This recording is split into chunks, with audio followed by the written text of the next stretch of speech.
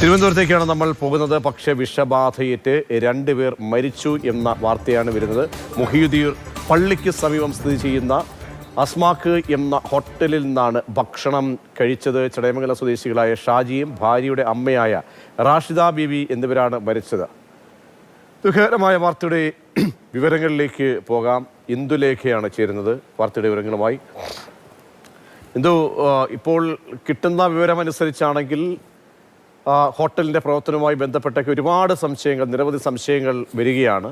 സ്ഥിരീകരണത്തിലേക്ക് പോകണമെങ്കിൽ ഇനി സാമ്പിളുകളടക്കം ശ്രമമടക്കം വിശദമായ പരിശോധനയിലേക്ക് പോകേണ്ടി വരും. എന്താണ് ഈ ഹോട്ടലിൻ്റെ ബാക്ക്ഗ്രൗണ്ട്? എന്താണ് ഇപ്പോൾ നമുക്ക് പ്രാഥമികമായി ഈ മരണം സംബന്ധിച്ച് ലഭ്യമാകുന്ന വിവരങ്ങൾ? പോലീസ് പങ്കുവയ്ക്കുന്നത് എന്താണ് ഇന്ദു? പ്രജീഷ്, ഇന്നലെ വൈകുന്നേരമാണ് ഈ 6 പേരടങ്ങുന്ന കുടുംബം ഇവിടെ വിഴിഞ്ഞത്തെത്തുകയും ഈ പറയുന്ന അസ്മാക് ഹോട്ടലിൽ നിന്ന് ഭക്ഷണം കഴിക്കുകയും ചെയ്തത്.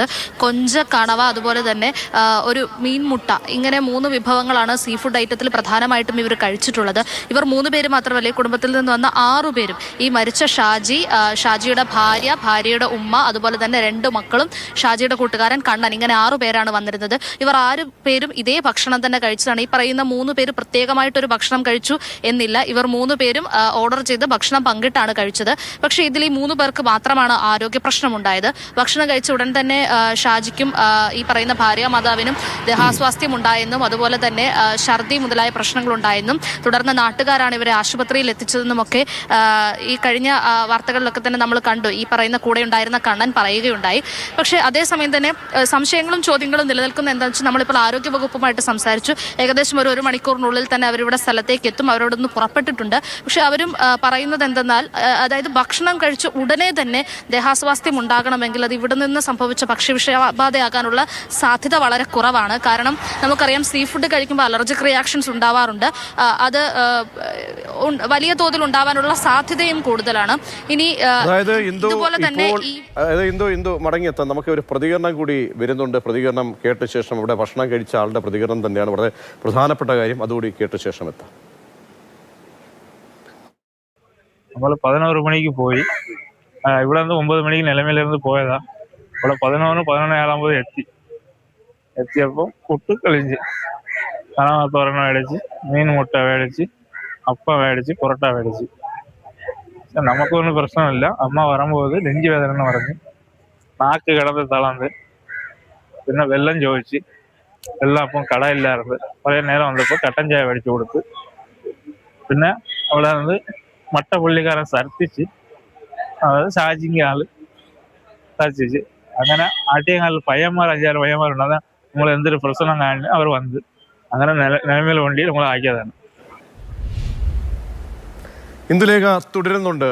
എന്തോ നേരത്തെ പറഞ്ഞതുപോലെ തന്നെ പല സംശയങ്ങൾ എന്ന് പറയുന്നത് ഈ സമയമാണ്. സമയം വരുമ്പോൾ നമുക്കറിയാമല്ലോ, കാരണം ഇത്ര സമയത്തിനിടയ്ക്ക് ദേഹാസ്വാസ്ഥ്യം അനുഭവപ്പെടുന്നു. ഒരുപാട് സമയമെടുത്തില്ല. അങ്ങനെയെങ്കിൽ ഈ ഹോട്ടലുമായി ബന്ധപ്പെട്ട് ചില സംശയങ്ങൾ, അല്ലെങ്കിൽ ഹോട്ടലിനെ പൂർണ്ണമായും നമുക്ക് അങ്ങനെ ആ രീതിയിലേക്ക് നിർത്താൻ കഴിയുമോ എന്നടക്കമുള്ള സ്ഥിരീകരണങ്ങൾ വരണം. അവിടെയാണ് ഈ പറയുന്ന സ്രവ സാമ്പിളുകളുടെ ആരോഗ്യ വിഭാഗത്തിൻ്റെ പരിശോധന സംബന്ധിച്ച് വരാൻ പോകുന്ന നടപടികൾ വളരെ പ്രാധാന്യമേറുന്നത്.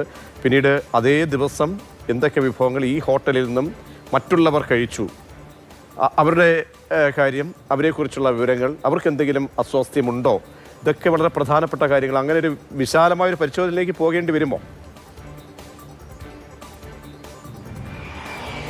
പ്രജീഷ് പറഞ്ഞതുപോലെ തന്നെ വിശാലമായ ഒരു പരിശോധനയിലേക്ക് പോകേണ്ടതുണ്ട്. കാരണം ഞാൻ പറഞ്ഞതുപോലെ തന്നെ ഇതൊരു സായാഹ്ന ഭക്ഷണശാലയാണ്. വൈകുന്നേരങ്ങളിലാണ് തുറന്നു പ്രവർത്തിക്കുന്നത്. ഏറ്റവും കൂടുതൽ ആളുകൾ വരുന്നത് നമുക്കറിയാം. വിഴിഞ്ഞം പോലൊരു സ്ഥലത്തൊക്കെ ഈവനിങ് ആകുമ്പോഴത്തേക്കും ഒരുപാട് ആളുകൾ എത്താറുണ്ട്. പുറത്തുനിന്നും ഈ പ്രദേശത്തുള്ളവരിൽ നിന്നും ഒക്കെ തന്നെ ഒരുപാട് ആളുകൾ എത്താറുണ്ട്. അങ്ങനെ നല്ല രീതിയിൽ കച്ചവടമുള്ള ഒരു കട തന്നെയാണിത്. കഴിഞ്ഞ ഒരു 5-6 വർഷമായി ഇവിടെ പ്രവർത്തിക്കുന്നതാണ്. നമ്മളിപ്പം ഇറങ്ങി നാട്ടുകാർക്കിടയിലൊക്കെ അന്വേഷിച്ചു. ഇതിനു മുൻപ് ഈ കടയുമായി ബന്ധപ്പെട്ട് യാതൊരുവിധ പ്രശ്നങ്ങളും ഉണ്ടായിട്ടില്ല എന്ന് പറഞ്ഞ് ഇനി അത് ഉണ്ടായിക്കൂടായിരുന്നില്ല. പക്ഷേ ഇന്നലെ ഇവിടെ നിന്ന് ഭക്ഷണം കഴിച്ചവരോ അല്ലെങ്കിൽ ഈ കുടുംബത്തിലുള്ള മറ്റു 3 പേരോ അവർക്കാർക്കും ഇവിടെ നിന്ന് ഭക്ഷണം കഴിച്ചിട്ട് യാതൊരു വിധത്തിലുള്ള പ്രശ്നങ്ങളും ഉള്ളതായി പറയുന്നില്ല. അത്തരത്തിലൊരു ആരോപണമോ പരാതിയോ ഇതുവരെ വരാത്ത നിലയ്ക്കാണ് ഇത്തരത്തിലുള്ള സംശയങ്ങളും ചോദ്യങ്ങളും ഒക്കെ ഉയരുന്നത്. ഇപ്പോൾ ആരോഗ്യ വകുപ്പ് ഉദ്യോഗസ്ഥർ തന്നെ പറയുന്നത് എന്തെന്നാൽ, നിലവിൽ ഇപ്പോൾ ഈ ഹോട്ടൽ അടച്ചിട്ടിരിക്കുകയാണ്. രാവിലെ പോലീസ് സ്ഥലത്തെത്തിയിരുന്നു. ചടയമംഗലം പോലീസ് നൽകിയ വിവരങ്ങളുടെ അടിസ്ഥാനത്തിൽ വിഴിഞ്ഞം പോലീസ് നമുക്ക് മറ്റൊരു പ്രതികരണം കൂടി കേട്ട ശേഷം ഞാൻ എന്തുവിലേക്ക് വരാം. പ്രതികരണത്തിലേക്ക്. വിഴിഞ്ഞത്ത് ഏതോ ഹോട്ടലിൽ പോയി ഭക്ഷണം കഴിച്ചു. കഴിച്ചത് കൊഞ്ച്, കണവാത്തോരൻ, എന്തോ മീൻമുട്ട എന്ന് പറയുന്നത്. അത് കഴിച്ചിട്ട് തിരിച്ചു വന്ന ഒഴുകി വന്ന ഒഴുകിയ ഛർദിലും അസ്വസ്ഥതയും തോന്നി. അവർ നിലവിൽ ആശുപത്രി വന്ന് അവിടെ കാണിച്ചപ്പോഴത്തേന് അവിടെ നിന്ന് ഒരാളെ മെഡിക്കൽ കോളേജിലും കൊണ്ടുപോയി, ഒരാളെ പാരിപ്പള്ളി മെഡിക്കൽ കോളേജിലും കൊണ്ടുപോയി. ഇവർ രണ്ടുപേരും മരിച്ച്. മോള് ഇപ്പോൾ അവിടെ ICUലാണ്. മക്കൾ രണ്ടുപേരുണ്ട്. അവർക്ക് ഇതുവരെയും കുഴപ്പമൊന്നുമില്ല. കൂടെ പോയ വേറൊരാളുണ്ട്, ആ ആളിനും കുഴപ്പമൊന്നുമില്ല. ഇന്ദുവിലേക്ക് വീണ്ടും. ഇന്ദു, അവിടെ നിന്നും ചടയമംഗലത്ത് നിന്നും നമുക്ക് ലഭ്യമാകുന്ന വിവരങ്ങൾ, ആ നാടുമായിട്ട് ബന്ധപ്പെട്ടൊക്കെയുള്ള കാര്യങ്ങൾ നോക്കുമ്പോൾ ഇവർക്ക് രണ്ടുപേർക്കും, ഈ മരിച്ച രണ്ടുപേർക്ക് അനുബന്ധ രോഗങ്ങൾ എന്തെങ്കിലും ഉള്ളതായി അറിയാമോ? കാരണം ഞാൻ ചോദിക്കാൻ കാര്യം, അനുബന്ധ രോഗങ്ങൾ ഉണ്ടെങ്കിൽ അവരുടെ ശാരീരിക പ്രശ്നങ്ങൾ അനുസരിച്ചാണെങ്കിൽ അങ്ങനെ എന്തെങ്കിലും പോയിസൺ, അത് പ്രതിപ്രവർത്തനം ഉണ്ടാകും, പെട്ടെന്നൊരു മരണത്തിലേക്ക് പോകാനുള്ള സാധ്യതയുണ്ട്. അതുകൊണ്ട് ഈ അനുബന്ധ രോഗങ്ങളെ സംബന്ധിച്ച് അങ്ങനെ എന്തെങ്കിലും വിവരങ്ങൾ? അത്തരത്തിലുള്ള സംശയങ്ങളാണ് പ്രജീഷ് ഇപ്പോൾ ഉയരുന്നത്. കാരണം അത് കുടുംബത്തിന്റെ ഭാഗത്തുനിന്നോ അല്ലെങ്കിൽ ഡോക്ടേഴ്സിന്റെ ഭാഗത്തുനിന്നോ ആശുപത്രിയുടെ ഭാഗത്തുനിന്നോ ഒക്കെ വ്യക്തമാക്കേണ്ട ഒരു കാര്യമാണ്. കാരണം നമ്മളിപ്പോൾ പറഞ്ഞു, മുൻപേ തന്നെ ബൈറ്റുകൾ വരുന്നുണ്ടായിരുന്നു. അതായത് ഭക്ഷണം കഴിച്ച് കുറച്ച് കഴിഞ്ഞതിന് ശേഷം തന്നെ വായിൽ തിണർപ്പ്, അതുപോലെ തന്നെ ദേഹാസ്വാസ്ഥ്യം, ഛർദിൽ മുതലായ പ്രശ്നങ്ങൾ ഉണ്ടായിരുന്നുവെന്ന് ആരോഗ്യ വിഭാഗം പറയുന്നതനുസരിച്ചാണെങ്കിൽ ഇത്രയും ചെറിയ സമയത്തിനുള്ളിൽ ഈ ഭക്ഷ്യവിഷബാധയാണെങ്കിൽ ഇത്തരം ഗുരുതരമായിട്ടുള്ള പ്രശ്നങ്ങൾ വരാനുള്ള സാധ്യത വളരെ കുറവാണ്. അതാണ് ഇനി ഇവർക്ക് ഏതെങ്കിലും തരത്തിലുള്ള മറ്റു ആരോഗ്യ പ്രശ്നങ്ങൾ ഉണ്ടായിരുന്നു, ആ ആരോഗ്യ പ്രശ്നത്തിന് പറ്റാത്ത രീതിയിലുള്ള ഏതെങ്കിലും ഭക്ഷണമാണോ ഇവർ കഴിച്ചത്, അങ്ങനെ ഏതെങ്കിലും തരത്തിലുള്ള അലർജിക് റിയാക്ഷൻസ് ഉണ്ടായിട്ടുണ്ടോ, അതല്ലെങ്കിൽ ഇവിടെ ഈ കടയിൽ കയറുന്നതിന് മുൻപ് ഇവർ 3 പേര് മാത്രമായി പ്രത്യേകം എന്തെങ്കിലും കഴിച്ചിട്ടുണ്ടോ, അത്തരത്തിലുള്ള അന്വേഷണങ്ങളൊക്കെ കൂടുതൽ നടക്കാനിരിക്കുന്നതേ ഉള്ളൂ. മാത്രമല്ല ആരോഗ്യ വിഭാഗം ഇവിടെ എത്തി പ്രാഥമികമായി ഇന്നലെ ഇവിടെ ഉണ്ടായിരുന്ന ഭക്ഷണത്തെക്കുറിച്ചുള്ള അന്വേഷണവും, പഴകിയ ഭക്ഷണമായിരുന്നു അതെങ്കിൽ ഏതെങ്കിലും തരത്തിലുള്ള വിരുദ്ധാഹാരം ഇവർ കഴിച്ചിട്ടുണ്ടോ തുടങ്ങിയ അന്വേഷണം നടക്കാനിരിക്കുന്നുണ്ട്. എന്തായാലും സാമ്പിൾ ശേഖരിച്ച് ഒരു മണിക്കൂറിനകം സംഘം സ്ഥലത്തെത്തുമെന്നാണ് പറയപ്പെടുന്നത്. സാമ്പിൾ ശേഖരിച്ച് അത് വിശദമായ ഒരു അന്വേഷണം നടത്തിയതിനു ശേഷം മാത്രമേ നമുക്ക് ഈ പറയുന്ന ഹോട്ടലിൽ നിന്നാണ് ഇത്തരത്തിലൊരു പ്രശ്നം ഉണ്ടായത്, അല്ലെങ്കിൽ അതാണ് ഇവരുടെ മരണത്തിലേക്ക് നയിച്ചതെന്ന് ഉറപ്പിച്ചു പറയാൻ കഴിയൂ. അതുകൊണ്ട് തന്നെ ഇപ്പോഴും ഈ പറയുന്ന ഒരു മൂടുപടം ഇതിനു മുന്നിൽ ഇങ്ങനെ നിൽക്കുകയാണ്. അതൊന്ന് മാറി ഒന്ന് വ്യക്തമാക്കേണ്ടതുണ്ട്. എന്താണ് ഇവരുടെ മരണത്തിന് പിന്നിലെ യഥാർത്ഥ കാരണം? ഭക്ഷ്യവിഷബാധ ബാധിച്ചു എന്ന് ആശുപത്രി പറയുന്നുണ്ട്, പക്ഷെ അത് ഇവിടെ നിന്ന് തന്നെയാണെന്ന് ഒന്നുകൂടി ഉറപ്പിക്കേണ്ടതുണ്ട്. ഇന്ദുലേഖ, നമുക്ക് കൊല്ലത്ത് നിന്ന് നമ്മുടെ രാഹുൽ അപ്ഡേറ്റ് ചെയ്യുന്നുണ്ട്. വിഷബാധ എന്ന സംശയമുണ്ട്.